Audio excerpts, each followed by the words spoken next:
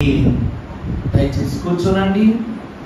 దేవనామమున ఈ రెండవ దిన మోషే సుఖోపవేశ ధ్యాన దీపిక కార్యక్రమములో ప్రభువులోనికి ప్రవేశించిన మీ అందరికీ త్రిత్వ దేవుని సకల ఆశీర్వాదము తోడైయుండును కాక ఆమేన్. దేవుని యొక్క ఏర్పాటును బట్టి నిన్నటి దినమున ఇశ్రాయేలు జనాంగమైనటువంటి వారు రామశేషు మొదలుకొని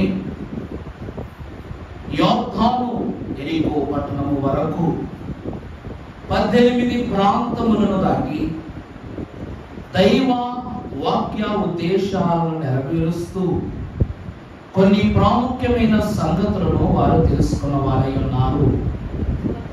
నిన్నటి దినమున ఏ సమయాల్లో ఏ కాలముల్లో ద్వితీయోపదేశ కాండం అనగా రెండవ బోధ మోషే పట్ల దేవుడిచ్చిన తలంపును బట్టి ఇశ్రాయేలీలకు బోధింపబడిందో ఆ 2 నెలల చరిత్ర అయినటువంటి అనగా 71 రోజుల చరిత్ర అయినటువంటి ద్వితీయోపదేశ కాండములో మోషే బోధించిన తరువాత అతడు వారి మధ్యనే మరణించుగా ఈ క్రమములన్నీ నిన్నటి దినాన మనం తెలుసుకున్నాం. 7 ప్రధాన అంశములను దేవుడు నిన్నటి వాక్యములో తెలియజేశారు. ఇశ్రాయేలు ప్రజలను కనానుకు నడిపించిన విధానం అందరికీ తెలుసు, కానీ ఎలా నడిపించారని చెప్పబడటమే ద్వితీయోపదేశ కాండం యొక్క ఉద్దేశం. నిన్నటి దినమున మొదటి అధ్యాయమును ధ్యానం చేసుకున్న ఈ దినమున ప్రభు పేరిట 2వ అధ్యాయంలోకి ప్రవేశిస్తూ పరిశుద్ధ లేఖన భాగములో నుండి పంచకాండముల యందు పంచస్కంధముగా చెప్పబడి అన్నిటికన్నా ప్రాముఖ్యమైనటువంటి పుస్తకముగా మోషే పుస్తకాలలో చెప్పబడిన ద్వితీయోపదేశ కాండము 2వ అధ్యాయము ప్రారంభమును ఒక్కసారి చదువుకుందాము.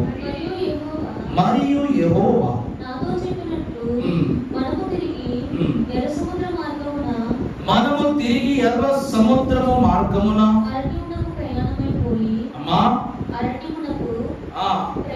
ప్రయాణమైపోయి బహుదినములు శేయీరు మన్యము చుట్టూ తిరిగి అంతటా యెహోవా ఇలాగు సెలవిచ్చెను, మీరు ఈ మన్యము చుట్టూ తిరిగిన కాలము చాలును, ఉత్తర దిక్కుకు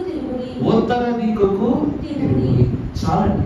దేవుని యందు ప్రియపెట్టలారా చిన్ని ప్రార్థన చేసుకుందాము. దయగలిగిన మా దేవ పరిశుద్ధుడా, నీకే స్తోత్రములు.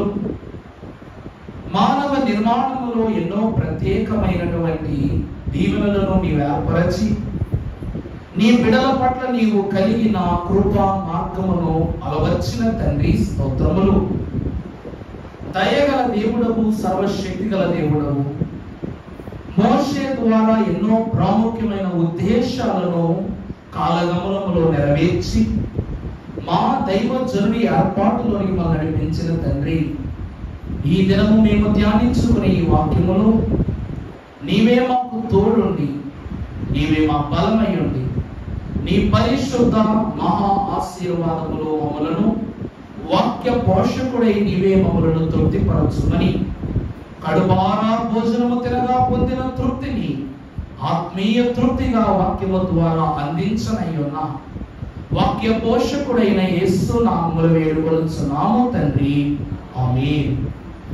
దేవుని సన్నిధికి ఆత్మీయ ఆకలితో వచ్చిన వారులారా, విందు ప్రధానియు విందు కర్త అయిన ప్రభువు ఈ వాక్య పోషణతో మనలను తృప్తిపరచి నిండైన రుచికరమైన శుచికరమైన మర్మములతో మనమందరినీ ప్రభువే తృప్తిపరచును గాక, ఆమేన్. దేవుని యందు ప్రియబిడ్డలారా, పరిశుద్ధ లేఖన భాగములో నిన్నటి దినాన 7 ప్రధాన అంశాలు మీకు చెప్పాను. ప్రదేశము నుండి ప్రయాణము, ప్రమాణము, ప్రమాదము, ప్రబోధము, పెద్దలు, ప్రాయశ్చిత్తం, ఇలా 7 విషయాలను చూశాం. నిన్న 7 విషయములను కూర్చిన ప్రధాన ఉపోద్ఘాతాలను మనం చూసాం. ఈ దినమున ప్రయాణము ద్వారా వచ్చిన ప్రయాసము అనేటువంటి అంశాన్ని ద్వితీయోపదేశ కాండంలో దేవుడు బయలుపరుస్తున్నారు.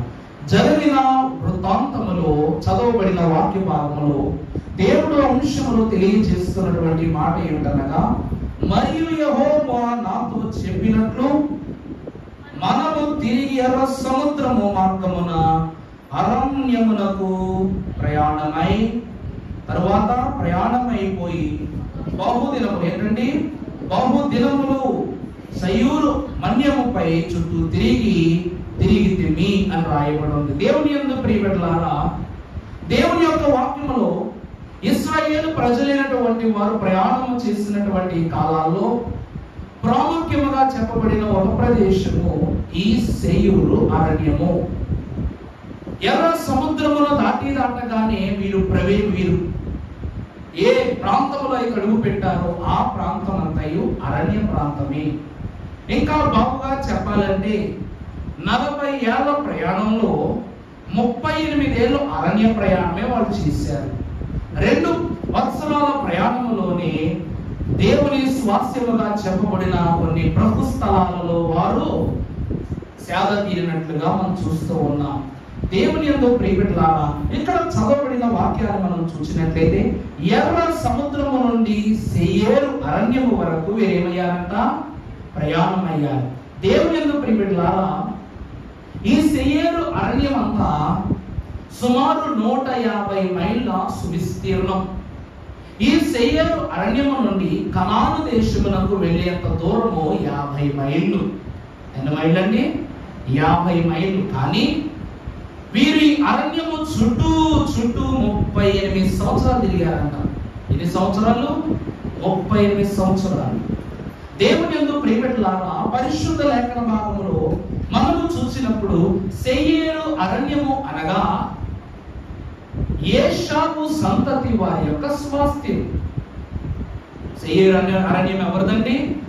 ఏషావు, యాకోబు కాదు, ఏషావు సంతతి వారి స్వాస్థ్యము.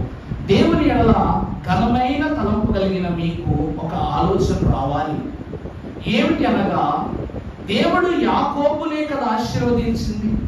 ఆయన స్వాస్థ్యాన్ని దేవుడు యాకోబుకే కదా ఇచ్చింది. కానీ ఏషావును గూర్చి ఇక్కడ ప్రస్తావన చేశాడు ఎందుకు దేవుడు అనే ప్రశ్న మీ మనసులోనికి రావాలి. పరిశుద్ధ లేఖన భాగంలో మీరు చదువుకున్నప్పుడు మొదటిగా సంఖ్యాకాండము 33వ అధ్యాయము 37వ వచనం ఒక్కసారి మనం చూసినప్పుడు, సంఖ్యాకాండం 33వ అధ్యాయం 37వ వచనం, కాదేశులో నుండి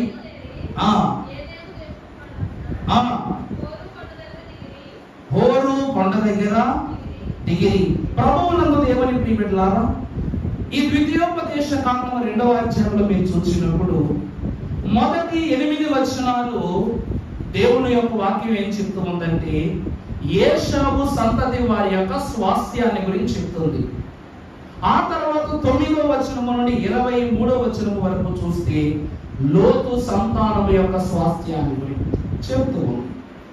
ఆ లోతు సంతానము వారు ఎవరు అనగా మోయాబీలు, అమోరీయులు. ఎవరండి? మోయాబీలు, అమోరీయులు. దేవుని ప్రియబిడ్డలారా, ఇక్కడ దేవుడు ఎవరెవరిని ఎక్కడెక్కడ ఏ స్థలాల్లో వేరుపరిచారో, ఏ స్థలాల్లో విపులపరిచారో, ఏ స్థలాలను వారికి బహుమానముగా అందించారో చెప్పబడింది. ఇక్కడ ఈ రోజు మనకు స్థలం ఉంది. ఆ స్థలంలో అన్యాయముగా ఎవరైనా బోర్డు పాతిది నాది అన్నారంటే మనం ఏమి వెళ్తాం? ప్రశ్నించడానికి వెళతాం. అలాగే దేవుని స్వాస్థ్యముగా ఇచ్చినటువంటి ఈ సెయేరు అరణ్యములో ఇశ్రాయేలీయులు ఉండటానికి లేక అక్కడే స్థిరపడిపోవడానికి నిశ్చయించుకున్నప్పుడు దేవుడు అంటాడు, నేను దానిని ఏషావు సంతతి వారికి ఇచ్చాను. ఎవరికి ఇచ్చాను? ఏషావు సంతతి వారికి ఇచ్చాను కనుక మీరు వారిపైన తిరుగుబాటు చేయరాదు. మీరు వారి స్వాస్థ్యాన్ని మీరు ఏం చేయకూడదు? లాక్కోకూడదు. ఎందుకనగా మీ స్వాస్థ్యము కనాను దేశము. అందువలన నేను మీ కొరకు ఏర్పాటు చేసిన జీతాన్ని నేను మీకు ఇస్తాను. కానీ లోకపు మర్యాదను అనుసరించి మీరు ఇతరుల స్వాస్థ్యాన్ని మీరు ఏం చేయకూడదు? దొంగిలించకూడదు. అంటే ప్రయాణములో ప్రయాసము. దేవుని ప్రియబిడ్డలారా, అక్కడ రాయబడిన మాట ద్వితీయోపదేశ కాండములో చూస్తే 2వ అధ్యాయము 3వ వచనం, 2వ వచనం చదవమ్మ ఒకసారి. అంతటా యెహోవా ఏమని సెలవిచ్చారంట? మీరు ఈ మన్యము చుట్టూ తిరిగిన కాలము చాలు. అంటే దేవుడు తెలియజేస్తున్నాడు, తన ప్రజలైనటువంటి వారు అలసటలోకి వెళ్ళిపోయారన్నమాట. ఈ ప్రయాణము చేస్తూ చేస్తే ఏమైపోయారు? ప్రయాణము చేసి చేసి ప్రయాసపడిపోతున్నారు. దేవుని వాక్యం సెలవిస్తూ ఉంది, భారము మోయించున్న సమస్త జనులారా నా యొద్దకు రండి. ఎటువంటి భారము? ప్రయాసముతో భారం మోయించిన సమస్త జనులారా నా యొద్దకు రండి, నేను మీకు విశ్రాంతిని ఇస్తానన్నారు. ఇప్పుడు దేవుడు వీరికి ఏమంటూ ఉన్నారు అంటే, నేను మీకు విశ్రాంతిని ఇస్తాను, కానీ ఈ అరణ్యము చుట్టూ మీరు తిరిగినది చాలు, నేను చెప్పు స్థలానికి మీరు వెళ్ళండి అన్నప్పుడు ఏ ప్రభు ప్రదేశం చెప్తున్నారు? ప్రభు చదవమ్మా. ఉత్తర దిక్కునకు వెళ్ళుడి. ఈ ఉత్తర దిక్కున ఏమున్నదంటే కాదేశు అనే ప్రాంతం ఉంది. ఏముందండి? కాదేశు అనే ప్రాంతం ఉంది. దేవుని యందు ప్రియబిడ్డలారా, పరిశుద్ధ లేఖన భాగములో భక్తులు 33వ సంఖ్యాకాండములో అధ్యాయములో 37వ వచనంలో ఒకసారి ఆ మాట చదవండి మరలా. కాదేశులో నుండి బయలుదేరి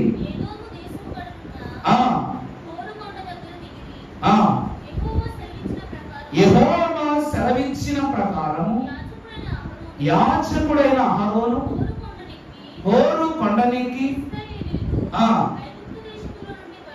ఐగుప్తు దేశము నుండి బయలుదేరి వచ్చిన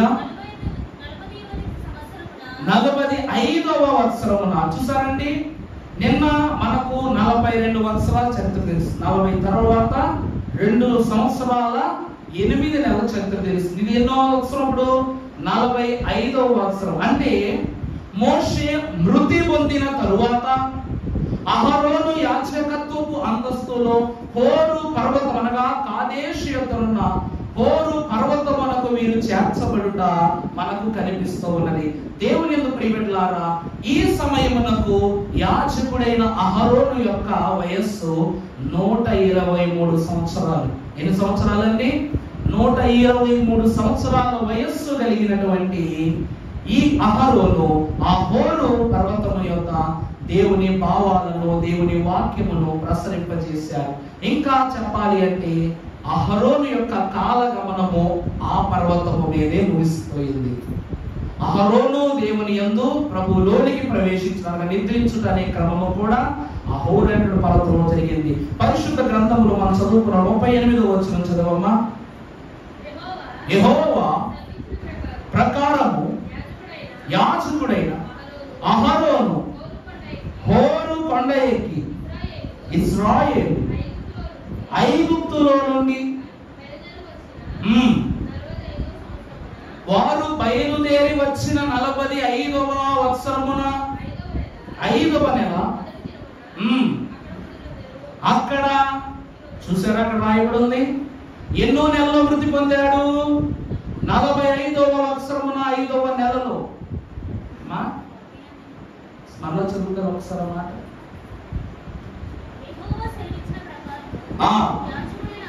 అహరోను బయలుదేరి వచ్చిన క్షమించండి, 45వ సంవత్సరం కాదు, 40వ సంవత్సరం 5వ నెల. 40వ సంవత్సరం 5వ నెలలో ఎవరు మృతి చెందారు? అహరోను ఆ హోరు పర్వతము మీద మృతి చెందినట్లుగా మనకు దేవుని వాక్యం తెలియజేసి. దేవుని ప్రియబిడ్డలారా, ఈ హోరు పర్వతం అనగా ఈ కాదేశు ప్రాంతానికి ఉన్న ప్రత్యేకత ఏంటి? ఈ దినంలో ఒక్కో ప్రాంతానికి ఒక్కో విలువ. ఇంతకు ముందు మనము ఎన్నో దూర ప్రాంతంలో ఒకప్పుడు ఈ సంస్కృతమే తీసుకోండి, సిల్లు సెంటర్ తీసుకోండి, ఇంతకు ముందు ఇవన్నీ కోళ్ల ఫారంతో నిండిపోయింది. అప్పుడంతా ప్రభుత్వ ఆస్తి. ఆ తర్వాత ప్రభుత్వం వారు జనాలకు ఈ భూములను కేటాయించారు. అమ్మటానికి, కొనటానికి, గృహాలకు కేటాయించారు. ఇది గవర్నమెంట్ ప్రభుత్వం కేటాయించిన భూమి ద్వారా భూమి విలువ పెరిగిందా తగ్గిందా? ఒకప్పుడు మా నాన్నగారు చెప్పేవారు, ఇప్పుడు బాగా తెలిసిన విషయమే, 10 సంవత్సరాల క్రితం ఇక్కడ భూమి ఎంత రేటు ఉండేది? సెంటు భూమి ఎంత ఉండేది? 10,000 రూపాయల్లో ఉండేది, అంతే కదండి. సెంటుకు మహా అయితే ఒక 45,000 50,000 రూపాయలు 10 సంవత్సరాల క్రితం. ఇప్పుడు ఇదే భూమి 2,50,000 రూపాయలు విలువ విస్తీర్ణమైపోయింది. దేవుని యొక్క వాక్యము ద్వారా తెలియజేస్తూ ఉన్నాను. దేవుడు ఒక్కొక్కరికి ఒక్కొక్క ప్రదేశాన్ని స్వాస్థ్యంగా ఇచ్చారు.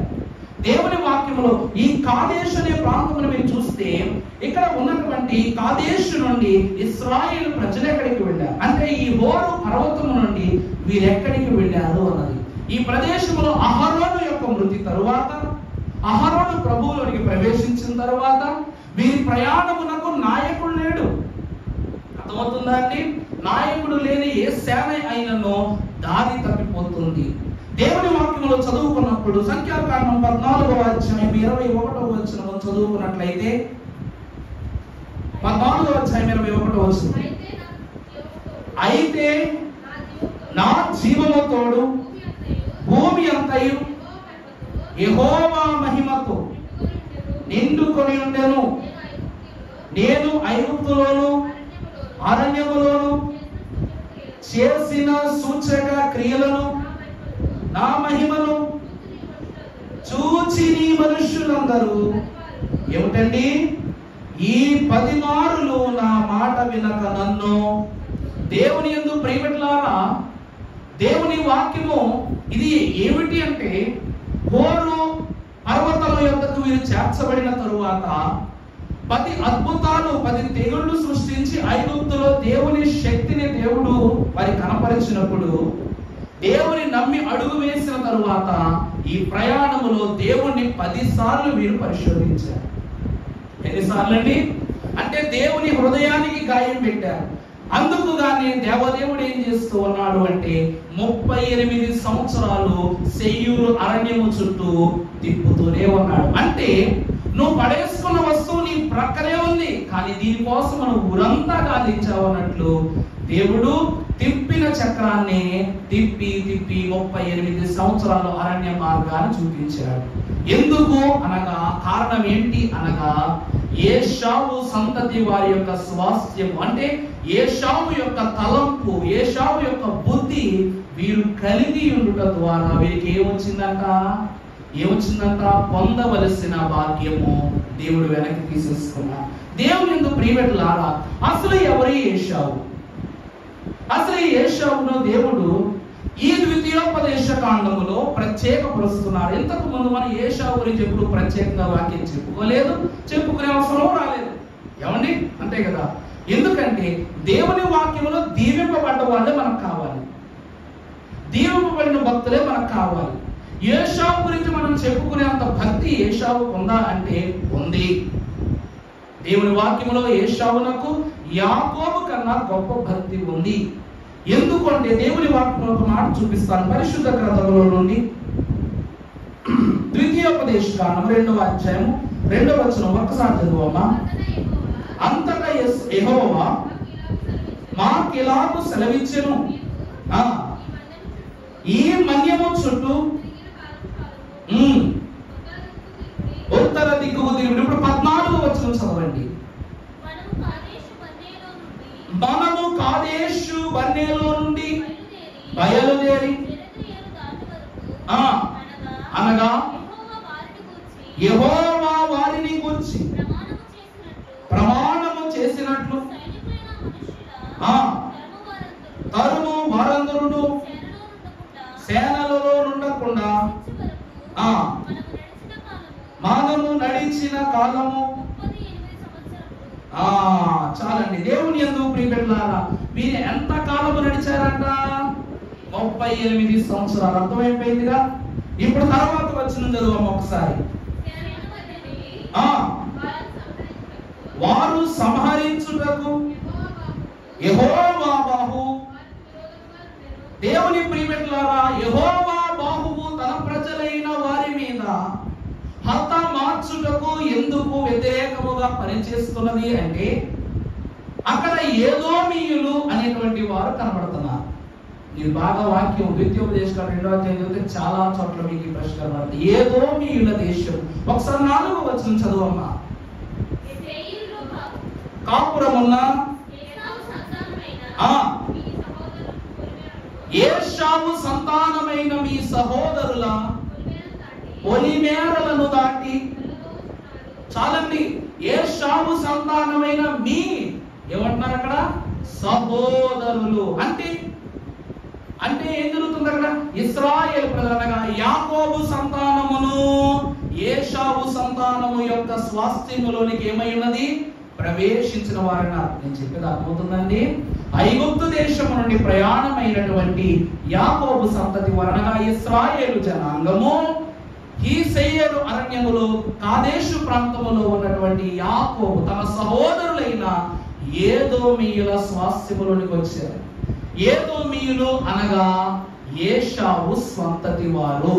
దేవుని యందు ప్రియబిడ్డలారా, పరిశుద్ధ లేఖన భాగంలో ఆదికాండము 25వ అధ్యాయము 21వ వచనమును మనం ఒక్కసారి జ్ఞాపకం చేసుకుంటే ప్రభువు ఏదోమీయులను గూర్చిన మాటను బహు చక్కగా మనకు బయలుపరుస్తున్నారు. ఇస్సాకు భార్య గొడ్రాలు కనుక అతడు ఆమె విషయమై వేడుకొనెను. యెహోవా అతని యొక్క ప్రార్థనను వినెను గనుక అతని భార్య అయిన రెబెకా గర్భవతి అయిన. చాలండి, దేవుని యందు ప్రియబిడ్డలారా, ఇస్సాకు భార్య అయిన రెబెకమును కూడా ఈ లోకము గొడ్రాలే కనుక చాలా కాలం సంపద కలగల. అబ్రహాము భార్య అయిన శారమును ఆమె కోడండ్రిగా వచ్చినటువంటి, ఎందుకంటే శారమ్మ గారు మరణించాక ఇస్సాకు యొక్క శోధనను బదిలీ చేయుటకు దేవుడు రెబెకా గారిని ఇచ్చారంటే సారమ్మ యొక్క స్థానమునందు రెబెకమ్మ గారు దేవుడు ఏర్పరుచుకున్నాడు. ఆమెకు కలిగిన గర్భశోధనే గర్భవేదనే ఈమెకి కలిగింది. ఈ వేదనకు ప్రతిగానే దేవదేవుని ఎదుట ఇస్సాకు ప్రార్థించినప్పుడు దేవుడు ఆమెను ఆశీర్వదించి ఇద్దరు కవల పిల్లలను దేవుడు ఇచ్చినట్లుగా మనం చూస్తున్నాం. చదువు తల్లి, కంటిన్యూ చేయాలి. ఆమె గర్భములో శిశువులు ఒకరితోనొకరు పెనుగులాడివి గనుక ఆమె ఇలాగునైతే నేను బ్రతుకుట ఎందుకు అని అనుకొని, చాలండి, దేవుని యందు ప్రియబిడ్డలారా, అబ్రహాము సంతానముగా చెప్పబడినటువంటి ఇశ్రాయేలీయులను ఇష్మాయేలీయులను వేరే వారి భార్య బిడ్డలు, వేరే వేరే వంశీకులు, వేరే వేరే రక్తం, వాళ్ళిద్దరి మధ్యలో గొడవలు ఉన్నాయంటే అనుకోవచ్చు. కానీ ఇస్సాకు యొక్క భార్య రెబెకమ్మ గారి గర్భములో ఈ ఇద్దరి బిడ్డలు ఎప్పుడు ఏం చేసేవారు? 9 నెలల్లో పెనుగులాడుతుంటే ఇద్దరు ముసుగులో బుద్ధులాట్లాగే ఎప్పుడు గొడవ పడతారు ఉండేవారంట. ఈ గొడవ పడుట అనేటువంటి విషయమును ఈమె వేదన పడుతుంటది కదా, ఒక బిడ్డను తంతేనే ఇబ్బంది, ఇప్పుడు ఇద్దరు కలిపి తన్నుకుంటూ ఈమె తన్నేస్తున్నారు. అందుకని ఏం చేస్తుందంట? ఇలాగైతే నేను బ్రతుకుట కష్టము, నేను చనిపోదునని అన్నప్పుడు దేవుడు సెలవిస్తున్నాడు రెబెకమ్మ గారు ఏమని? అప్పుడు యెహోవా ఏమనేను? 2 జనములు. ప్రభు అంటున్నారు 2 శిశువులు కాదు, నీ గర్భములో ఎన్ని జనములు ఉన్నాయి? 2 వంశావళులు ఉన్నాయి, 2 జనములు ఉన్నాయి, 2 స్వాస్థ్యములు ఉన్నాయి. ఎందుకంటే ఇది ద్వితీయోపదేశ కాండము సుమా. ఈ గ్రంథ వచనము బయలుపరుస్తున్నది ఏమిటంటే 2 అనే ప్రాముఖ్య విషయమునకు దేవుడు ప్రాముఖ్యతనిస్తూ ఉన్నారు. ఒకే గర్భమును కలిగిన 2 శిశువుల యొక్క వివరమును, వారి స్వాస్థ్యాన్ని ప్రభు తెలియజేస్తున్నారు. చదువమ్మా. కలవు వచ్చును, ఒక జనపదము కంటే మరొక జనపదము, పెద్దవాడు చిన్నవానికి దాసుడవును. చాలండి, దేవుని ప్రియబిడ్డలారా, వాక్యం యొద్దకు వచ్చిన వారులారా, దేవుని ఆలోచనను చొప్పున మనము నడిచిన వారు. అదే మాటను బట్టి దేవుడు ఈ ఇద్దరి యొక్క గర్భములో జరుగుతున్నటువంటి ఈ యుద్ధాన్ని, ఈ యొక్క గొడవని బట్టి ఆమె పడుతున్న వేదన ప్రభువుకు వెల్లడి చేయగా ప్రభు అంటున్నారు, వీరు గర్భములో ఒకరినొకరు నేనంటే గొప్ప అని గొడవ పెట్టుకుంటున్నారు. కానీ రాబోవు కాలమున జ్యేష్ఠుడు రెండవ వానికి ఏమవుతాడు? దాసుడు అవుతాడు. దేవుని యందు ప్రియబిడ్డలారా, ఈ సెయీరు అరణ్యమును మనం చూసినప్పుడు, ఈ సెయీరు అరణ్యములో దేవుడు ఈ యొక్క అనగా ఈ ఎదోమీయులకు స్వాస్యముగా ఎందుకు ఇచ్చాడంటే యాకోబు భయపడి పారిపోయింది ఈ సీయోను నుండి. అర్థమైందా అండి? మరలా ఈ ప్రాంతము మీదకే యాకోబు సంతతి వస్తుంది కనుక నీ పితరులు పారిపోయాడు, మీరు మరలా మేము బలవంతులము బలాఢ్యులము దీనిని హస్తగతము చేసుకోవడానికి మీరు ప్రయత్నిస్తారేమో, అలాగున మీరు చేయవద్దు అని దేవుడు ఏం చేస్తున్నారు? ఇశ్రాయేలు ప్రజలకు ఆజ్ఞిస్తున్నారు. మీరు ఆగండి, మీరు ప్రయాణములోనే ఉండాలి తప్ప ప్రయాసములకు గురి కావద్దని చెప్తున్నారు. దేవుని ప్రియబిడ్డలారా, అదే అధ్యాయంలో 21వ అధ్యాయంలో 25వ అధ్యాయంలో 25వ వచనం చదవండి. ఆది కాండం మొదటివాడు ఏమిటండి? ఏశావు ఏ రంగు గలవాడు? ఎర్రని వాడు. తర్వాత అతని ఒళ్ళంతయు రోమ వస్త్రము వలె, అతనికి ఏశావు అని పేరు పెట్టి. దేవుని ప్రియబిడ్డలారా, దేవుని వాక్యాన్ని బట్టి ఈ మర్మాన్ని మీకు చెప్తాను. ఏశావుకు ఉన్నటువంటి గొప్ప లక్షణం ఏమిటంటే వేటాడి భుజించడం. ఏమిటండి? ఏశావు గొప్ప శౌర్యవంతుడు. అందుకే తన తండ్రి అయినటువంటి ఇస్సాకు ఆకలి గొలుచున్నది అని అనగానే అది సింహమైనా సరే వేటాడటానికి బయలుదేరేవాడు. ఒకానొక సమయం వరకు యాకోబు యొక్క తలంపు దేవుని తలంపునకు సఖ్యము కానంత కాలము ఏశావు తన తండ్రిని మచ్చిక చేసుకుంటూనే ఉండేవాడు. ఎందుకు అంటే తండ్రిని మెప్పిస్తే యజమానుని హోదా ఎవరికిస్తాడు? తర్వాత వాళ్ళకిస్తాడు. ఒకవేళ కాదని నా తండ్రి మాట వినకుండా నా జ్యేష్ఠత్వం ఎక్కడికి పోతుందిలే అని అతడు చమగిలి కూర్చుంటే ఎవరో ఇవ్వటం కాదు, ఇస్సాకే యాకోబుకు జ్యేష్ఠత్వం ఇచ్చేస్తాడని తండ్రి ఏదడిగినా కాదనకుండగా ముందుకు వెళ్ళేవాడు. అలాగే ఒకానొక దినమును కూడా ఈ ఏశావును ఇస్సాకు గారు ఏమన్నారు? నువ్వు వెళ్ళి నాకు ఆహారం తినడానికి ఏమి తీసుకురా అన్నారు. తీసుకురమ్మంటే ఆ రోజు ఘోరమైన తుఫాను పుట్టింది. వేటకు వెళ్ళినప్పుడు ఏమీ అతని చేతికి దొరకలేదు. తిరిగి ఖాళీ చేతులతో వచ్చాడు. తండ్రికి ఓ పక్కన ఆకలేస్తుంది. ఆ తండ్రి ఆకలితో ఉన్నప్పుడు ఏమీ తేలేకపోగా నిస్సహాయుడై నా తండ్రి ఆలోచనకు, నా తండ్రి కోరిన కోరిక నేను తీర్చలేకపోయినా బాధపడుతూ ఉంటాడు. బాధపడుతూ ఉన్నప్పుడు యాకోబులకు వచ్చిన గొప్ప ఆలోచన ఏమిటి అంటే వంట చేయటం. ఏమిటండి? వంట చేయటం. ఈరోజు తండ్రి అడిగినది ఇచ్చి ఆనందపరిచే తలంపు ఏశావుదైతే తన ఆలోచన చొప్పున ఏది వండి పెట్టినా తన తండ్రికి ఇష్టముగా ఉండే అంత గొప్ప కళను దేవుడు యాకోబు జ్ఞానానికి ఇచ్చాడు. అందుకే యాకోబు సంతతి వారు ఐగుప్తుకు వెళ్ళినప్పుడు వారి క్రియలు, వారి ఆలోచనలు, వారి పనులను చూసి ఫరో ఆశ్చర్యపోయాడు. ఐగుప్తీయులు ఆశ్చర్యపోయారు. యాకోబు సంతతికి విస్తరణను ఇచ్చాడు దేవుడు ఐగుప్తు దేశంలో. ఇక్కడ మనం చూస్తే ఈ యాకోబు అన్నైనటువంటి ఏశావు ఎర్రని రూపము గలవాడు.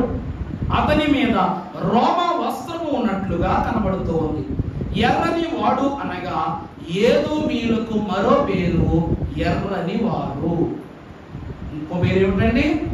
ఏదోమీయులకు మరో పేరు ఎర్రని వారు. అంతెందుకు, ఈ ఏశావు తినే ఆహారము కూడా ఎర్రని ఆహారమే. దేవుని వాక్యములు మనం చదువుకున్నప్పుడు పరిశుద్ధ గ్రంథములో నుండి 25వ అధ్యాయం ఆది కాండం 30వ వచనం చదువుకున్నప్పుడు, అమ్మా నేను అలసి ఉన్నాను. అబ్బా, ఎవరు అడుగుతున్నాడు ఏశావు గారు? నేను అలసి ఉన్నాను. ఆ ఎర్రగానున్న దానిలో కొంచెము చూసారండి. ఇతని ఇష్టము కూడా, ఇతని రూపము ఎరుపే, ఇతని ఆకలి అనగా ఇతను తినాలనుకునే ఆహారం కూడా. అంటే యాకోబు ఎంత అద్భుతమైన ఆహారం తయారు చేశాడో చూసారా?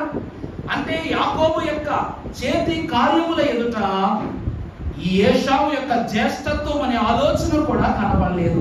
అంత గొప్ప తలంపును, అంత గొప్ప చతురతను యాకోబు సంతతికి దేవుడు ఇచ్చాడు. అందుకు గాని ఏశావు ఏం చేశాడట? ఎర్రని ఆహారమును నాకు ఇవ్వు, ఆకలిగా ఉందన్నాడు. అంటే తండ్రి ఆకలిని విడిచిపెట్టి విడిచిపెట్టి ఎన్నో తృప్తి పరచబడ్డాడు. దేవుని ప్రియబిడ్డలారా, పరిశుద్ధ లేఖన భాగంలో చూసినప్పుడు ఈ దినం ఇక్కడ రాయబడినటువంటి శేయీరు అనేటువంటి ఈ ప్రాంతము అనగా ఏదోము దేశము ఏదైతే ఉన్నదో ఈ రోజు ప్రపంచ దేశాలలో ఒక గొప్ప అద్భుత దేశము పెట్రా అంటారు ఇంగ్లీష్ లో. పెట్రో దేశము ఈ దినమున ప్రపంచ దేశాలలో ఒక ఉన్నతమైన స్వాస్థ్యము గల దేశం అని తెలియజేస్తూ ఉన్నాను. దేవుని ప్రియబిడ్డలారా, దేవుడు ఏశావును విడిచిపెట్టాల. ఏశావు కోల్పోయిన జ్యేష్ఠత్వం మాత్రమే, స్వాస్థ్యాన్ని కాదు. దేవుడు ఏమన్నారండి? మీరు చదివిన వచనాల్లో 2 జన సమూహములు నీ గర్భములోంచి వస్తాయి. దాని తర్వాత ఇంకో మాట ఏమని రాశారు అమ్మా? 2 జనపదములు. అక్కడ ఆ మాట చూసారా? 2 జనపదములు అనగా 2 ఆశీర్వాద అంతస్తు కలిగినటువంటి సమూహములు నీ గర్భములో నుండి బయలు వెళుతూ ఉన్నవని ప్రభు తెలియజేస్తున్నా. అంటే ఇశ్రాయేలు ప్రజలైనటువంటి వారిని ఎందుకు దేవదేవుడు 38 సంవత్సరాలు ఈ శేయీరు అరణ్యము చుట్టూ తిప్పాడు తెలుసా? దొంగతనం చేశారు. జ్యేష్ఠత్వాన్ని దొంగతనం చేశారు. ఈ దినమున అందరూ అనుకుంటారు పాపం ఏశావు యాకోబు వల్ల ఎంతో బాధపడిపోయాడు. పాపం జ్యేష్ఠత్వం పోయి విలువ పోయి. ఏంటి విలువ పోయింది? తల్లిదండ్రులు చేసిన పాపములు పిల్లలకు అనుకరించున్న దానికి రుజువే యాకోబు సంతానం పడిన శోధన. 38 ఏళ్ళు అంటే 50 మైళ్ళు ప్రయాణం చేసి కాలానికి వెళ్లాల్సిన వీళ్ళు 38 ఏళ్ళ అరణ్యములోనే బతకవలసిన పరిస్థితి తెచ్చాడు దేవుడు. కారణం ఏమిటంటే స్వాస్యమును కూడా దొంగలించాలన్న తలపు వారికి పుట్టింది కాబట్టి దేవుడు అలా ఆషామాషిగా ఉన్న దేశాన్ని ఇవ్వలేదు. అంతెందుకు ఆ శేయీరు అరణ్యము కూడా ఎర్రని భూమే. ఏమిటండి? ఆ శేయీరు అరణ్యములో ఉన్నటువంటి ప్రదేశము కూడా ఎర్రని భూమే. ఈరోజు చూసారా కొన్ని ప్రదేశాలు ఎడారిలో ఉంటాయి. ఆ ఎడారి ప్రాంతంలో చాలా పచ్చని చెట్లు ఉంటాయి. అంతెందుకు ఐగుప్తు దేశము దాటి ఇజ్రాయేలు దేశం కూడా ఎర్రని నేలే. అక్కడ ఎటువంటి పళ్ళు పండుతాయి? అంజూరము, ఖర్జూరము, పాప్లెట్స్ ఇలాంటి రకరకాల పండ్లు పండుతాయి. అది ఎవరు ప్రత్యేకంగా నీళ్లు పోస్తూ అవి చేస్తూ పండించరు. కాస్త నీటి ఉధృత తగలగానే మొక్క మొలుస్తుంది. నీటి ఉధృత ఎక్కువ కాగానే ఫలింపు వచ్చేస్తుంది. తెచ్చుకుని అమ్ముకుంటారంటే దేవుని ప్రియబిడ్డలారా, దేవుడు కూడా జ్యేష్ఠత్వములకు ప్రతిగా దేవుడు ఏశావు స్వాస్థ్యానికి ఏమిచ్చారంట? గొప్ప అరణ్యములో, మహా అరణ్యములో ఆ భూమంతటిని 1 కాదు 2 కాదు 150 మైళ్ళ విస్తీర్ణమైనటువంటి స్వాస్థ్యాన్ని దేవుడు ఎవరికి ఇచ్చారండి? ఎవరికి ఇచ్చారు? ఏశావు సంతతి వారికి ఇచ్చారు. అందుకే ప్రయాణములో దిగినటువంటి ఇశ్రాయేలీలు దారి మార్గమును దాటుకుని దీనిలా కూలనుకున్నారు. ఏశావు స్వాస్థ్యము మీద కూడా పడదామనుకున్నారు. అందుకే 4వ వచనం చదువు. ద్వితీయోపదేశకాండం 2:4. శేయీరులో కాపురమున్న ఏశావు సంతానమైన నీ సహోదరుల యొక్క పొలిమేరలను దాటి వెళ్ళబోచున్నారు. వారు మీకు భయపడుదురు. చూసారా ప్రభు ఏమంటున్నారు? ఓ ప్రియమైన నా దేవుని బిడ్డలారా, దేవుని వాక్యం ఏమంటూ ఉంది? ఇశ్రాయేలు సంతానము అలాగుననే ఈ యొక్క యాకోబు ఏశావులు గర్భములోను కలహప్రియులే. తర్వాత సంతతి వారు కూడా అలాగే ఉన్నారు కనుక మీరు వారితో ఏం చేయదన్నారు ప్రభు? కలహాలు పెట్టుకోవద్దు. చదువమ్మా.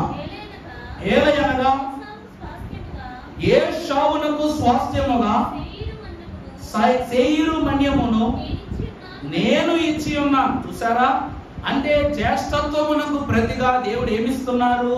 స్వాస్థ్యాన్ని ఇస్తున్నారు. యెహోవాయే నా స్వాస్థ్యము. ఇది యెహోవా ఏశావు సంతతి వారికి ఇచ్చిన స్వాస్థ్యము. దేవుని వాక్యాన్ని బట్టి దైవజనులైన దేవదాస్ అయ్య గారు ఉన్నారు. నీకు తోడై ఉంటిని, నీ మనవిని ఆలించి ఉంటిని, అన్నిటి నుండి నిన్నాదరించిన తండ్రి ఆనందముతో స్తోత్రించుచున్నాను.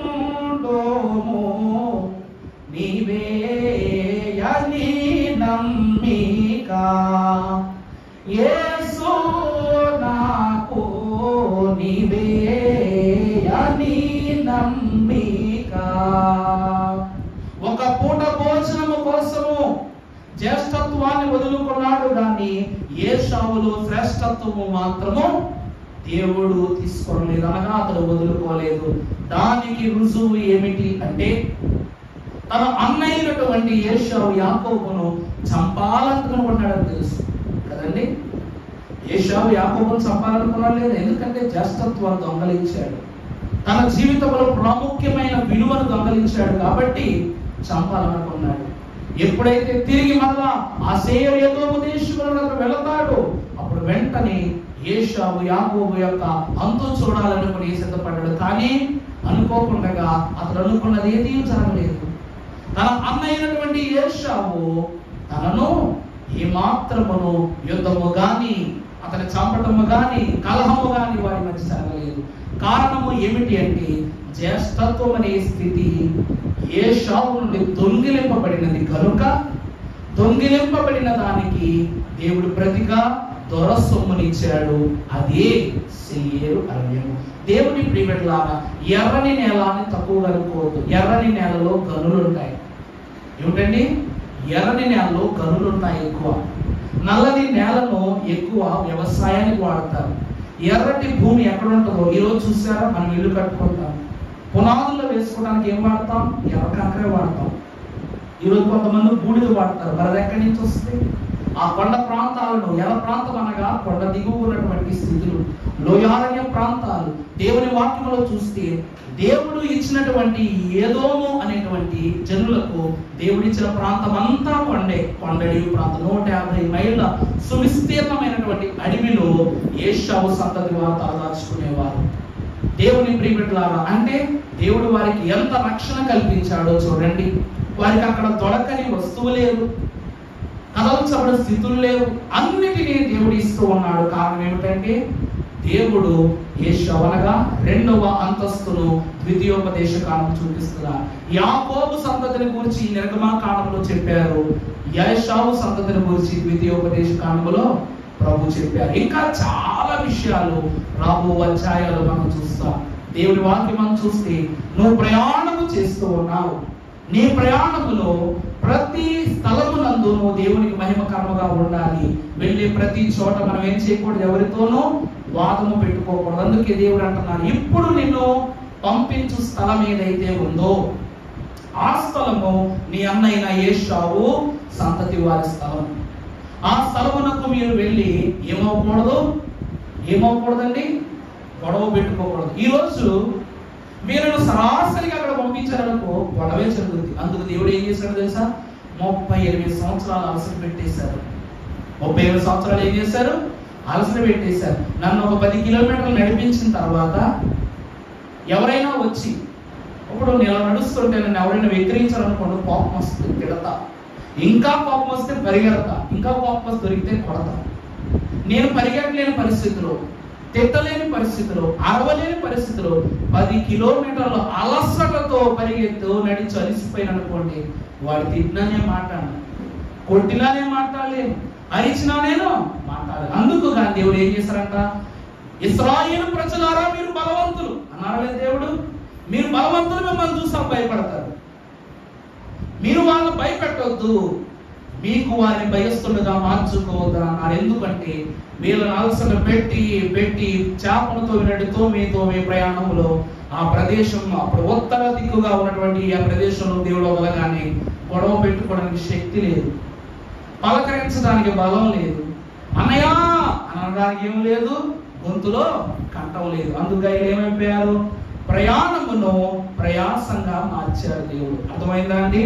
అందుకే నీ భారమంతయు యెహోవా మీద మోపుము అని దేవుని వాక్యం చెప్తూ ఉంది. దేవుని ప్రియబిడ్డలారా, దేవుని జనాంగమైనంత మాత్రాన దేవుడు అన్ని ఇచ్చేస్తాడు, ఏం చేసినా చూస్తూ ఉంటాడని మాత్రం ఖచ్చితంగా అనుకోకూడదు. యాకోబు దొంగతనం చేశాడు. యాకోబు ఆ పంచి ఇవ్వకపోయినా స్వాస్థ్యం అతనికి ఇచ్చేవాడు దేవుడు, ఆ జ్యేష్ఠత్వాన్ని దేవుడు అతనికి ఇచ్చేవాడు. కానీ మానవ ప్రయత్నము కొద్ది దాన్ని దొంగతనంగా మార్చుకున్నాడు యాకోబు. అలా ఈ దినము కూడా దేవుడు నీకు నిశ్చయముగా ఇస్తారన్న పరలోక రాజ్యం నీకు ఇస్తాడు. దానిని నువ్వు ఏ చెడు దారిలోనూ నువ్వు సంపాదించుకోకూడదు, లాక్కోకూడదు. ఎవరి యొద్ద నుండి నువ్వు దాన్ని అపహరించకూడదు. అపహరిస్తే పరలోకములో కూడా నీకేమొస్తుంది? దిగువ స్థానమే వస్తుంది. దేవుని వాక్యాన్ని బట్టి ఈ పరలోక ప్రయాణములో, ఈ ద్వితీయోపదేశ కాండ ధ్యానముల ద్వారా పరలోకమునకు ప్రయాణమయ్యే మనం రెండవ మారు ధ్యానించుకునే మాట ఏమిటంటే, మన ప్రయాణము ప్రయాసతో కూడుకున్న ప్రయాణం. ఈ ప్రయాణములో అడుగడుగు ప్రత్యేకమే, చూచు ప్రతి వ్యక్తి ప్రత్యేకమే. అందువలన ప్రతి క్షణము మనం నడవాలి. ఇక్కడ వీళ్ళకి జాగ్రత్త చెప్పడానికి మోషే లేడు, అహరోను కూడా లేడు. చూసారు కదా ఇందాక, ఆ హోరు పర్వతము యొద్దని అహరోను కూడా మృతి పొందాడు. నిన్నటి దినమున ఈ 2 నెలల కాలం అంటే నవంబర్ మాసంలో మొదటి దినము నుండి మరలా తర్వాతి వత్సరము అనగా జనవరి నెల 10వ వత్సరము అంటే 41వ వత్సరము 10వ దినము, ఈ 2 నెలల 10 రోజుల కాలంలోని ఈ యొక్క మోషే ప్రభువులోని ద్వితీయోపదేశ కాండాన్ని బోధించి ప్రభు పిలుపునందుకు ఆయన వెళ్ళిపోయాడు. తర్వాత ఈ 40 సంవత్సరాలు 5వ నెలలో, అర్థమవుతుందా అండి? ఇద్దరికి పెద్ద గ్యాప్ లేదు. బాగా గమనించారా? 40 సంవత్సరాలు అహరోను ముందు వెళ్ళిపోయాడా, మోషే ముందు వెళ్ళిపోయాడా? ఎవరు ముందు వెళ్ళిపోయాడు? అహరోనే ముందు వెళ్ళిపోతాడు. 40వ వత్సరం 5వ నెలలో మోషే అహరోను వెళ్ళిపోతాడు.